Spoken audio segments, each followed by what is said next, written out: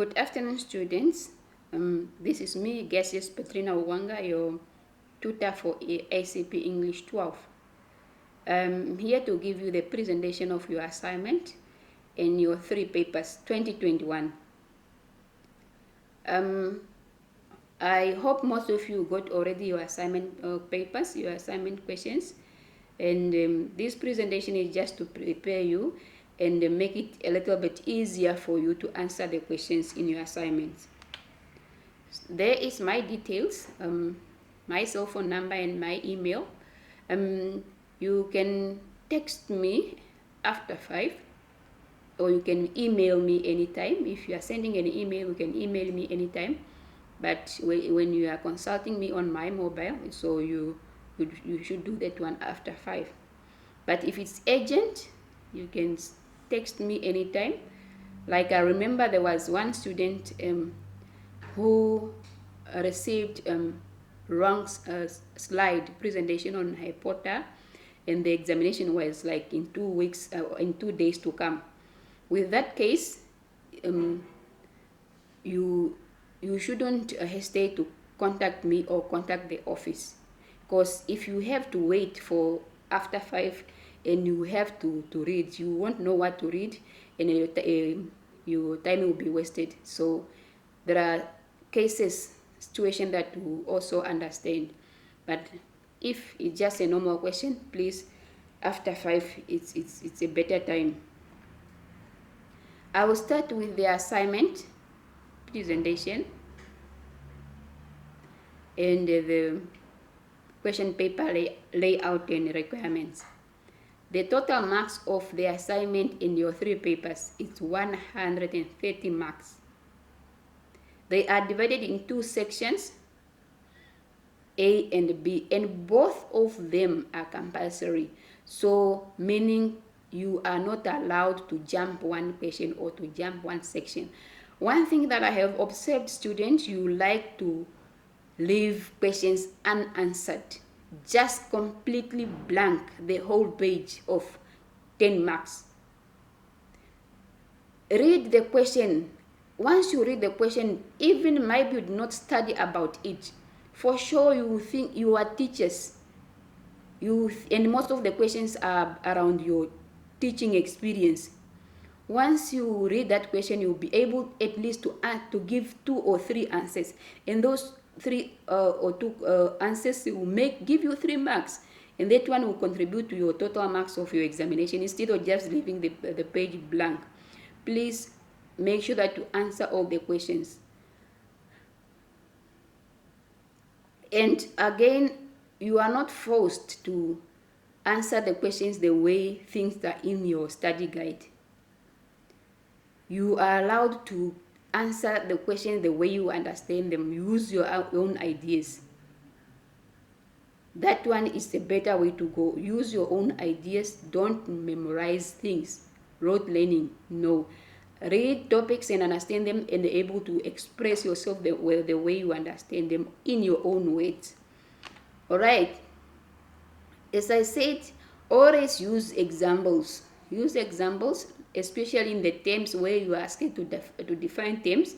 Use examples just to show that you understand what you are saying. Let's go to the assignment contents. In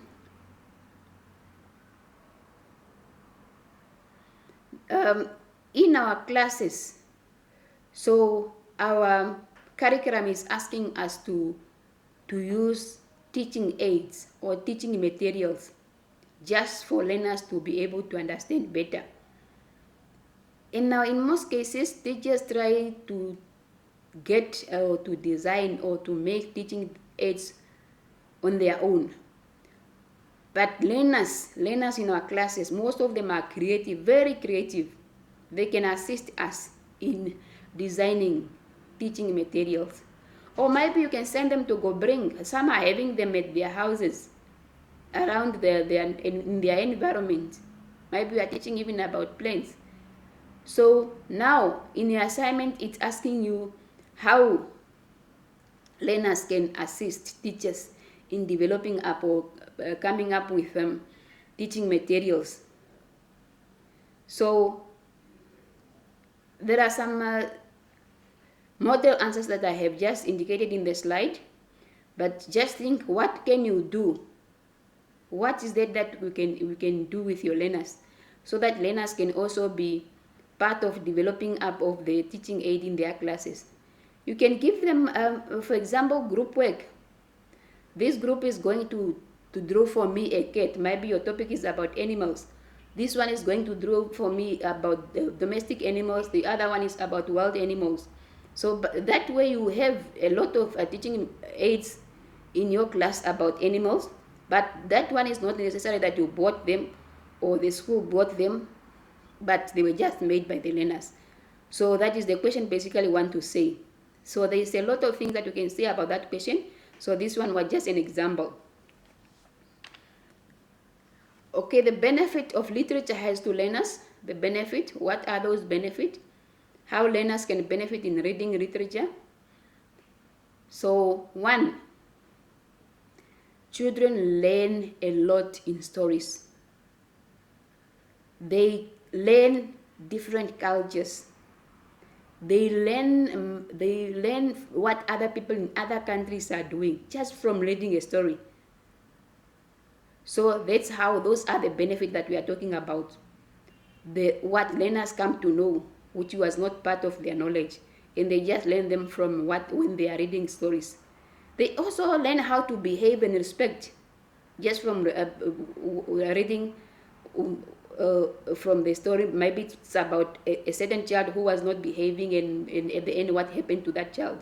So that's how the children or the learners learn, and the benefit in the literature. So this question, I ask it different times, either in the assignments or in examinations, but most of the students got it wrong. This is a very simple question. Most of the students, you got it wrong. Why? The question is saying different teaching aids can be used in English lesson. And I gave you the example of a picture.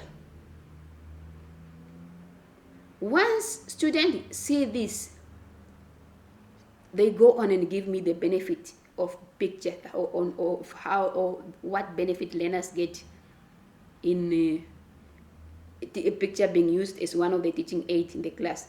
But the question is always asking you for you to explain as a teacher in your class. If I give you a picture, for example, of body parts, how are you using that one in your class? But not the benefit. There is a difference between the benefit and the way you use. Let's learn to read. A lot of you lose marks just because of not reading your questions properly. If I give you the picture, maybe you maybe you paste it on the board. By pasting it on the board, you are an English teacher. You are teaching spelling. It's about body parts, head, nose, eyes, and so forth. You ask learners to come and write those body parts, the name of body parts on the board. That's what I want to see. That is what I want to hear when I ask you how to use a picture. So you have different ways of how to use pictures. But don't tell me that learners will benefit because learners like to look at the pictures and the pictures stimulate their thinking. If that is what you tell me, that one is a benefit, and of course it will cost you marks. This one, your book, which is written by Pincus, and yes, that one. It's more on poem, on literatures, on how to analyze a poem and so forth. Read it, know what is a stanza, and how to analyze a poem. A poem consists of stanzas, and in the stanza there are lines. And each line in the poem has syllables or feet. Know those things, they are in your books, familiarize yourself with them. Maybe this question is not in your assignment, but it's also very important, even it's not in your question paper, but make sure that you understand it. It also be part of your syllabus. When if you are an English teacher, you will meet these things, you will be required to teach these things, you must understand them. But don't ignore anything in the presentation. So you must study everything. Let's talk about the parts of speech. The parts of speech. When we are talking about part of speech, they are a lot. I gave you an example of noun. Noun is one of part of speech. And what is a noun? So with this one, perhaps I might get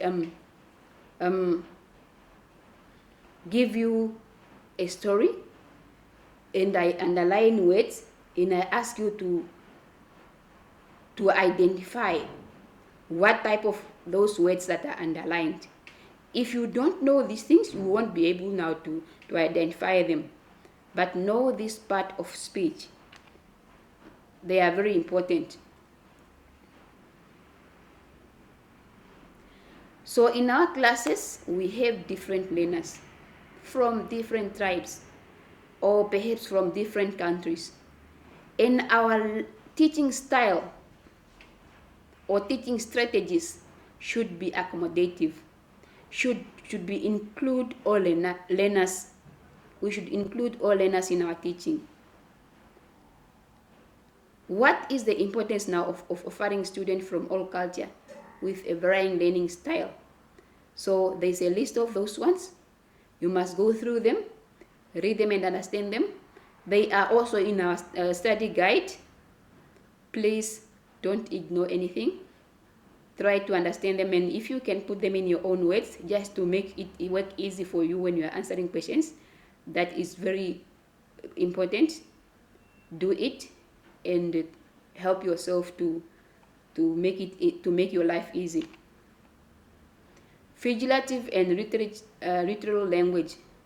Know the difference between the two and be able to give examples.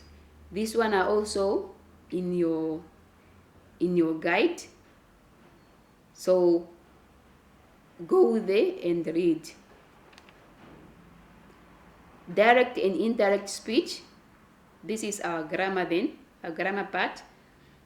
So direct speech is to quote exactly. When we are talking about direct speech, is when a person quoting exactly what the speaker has said. When a person is talking exactly what the speaker has said, that one it's a direct speech. So your book, which is written by Latrin and Pincus, has more examples on this one. Go and read them. Be able to differentiate between direct speech and indirect speech, and be able also to change sentences or statement from either direct to indirect or from indirect to direct speech. Okay, we spoke about direct speech, and here is the indirect speech. Please try to understand them. I gave you these few examples, but more is in your book. Go through it and start reading now. Even your exam is very far in April. It sounds far, but what we have to read is a lot.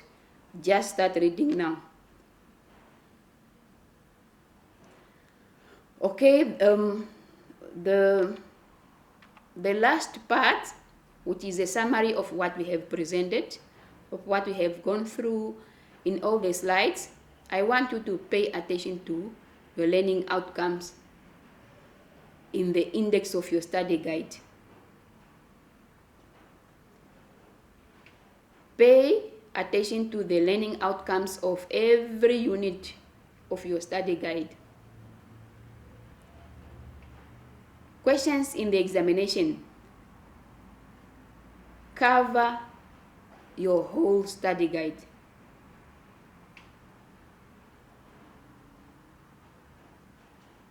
So you must read everything First, I advise you first, make sure that you go through your presentation, you understand all the topics in your presentation. After that, maybe you start a month before. Once you start, you study what is in your presentation and you finish it, then you start now reading your study guides just for your own understanding as a teacher. Go through your study guide, read everything, every unit, and have the details knowledge about your subject, your course that you are doing. And maybe a few weeks later, before your examination, and you come to your presentation again, go through all the topics that are in the presentation. Then, once you go that, I repeat this one, there is no way that you can go wrong in your examination. Once you know that, once you enter the examination room and you have done what I have just said, count yourself that you are the one of those that are already making it in that examination. With these few words, students, let's end up here, and good luck.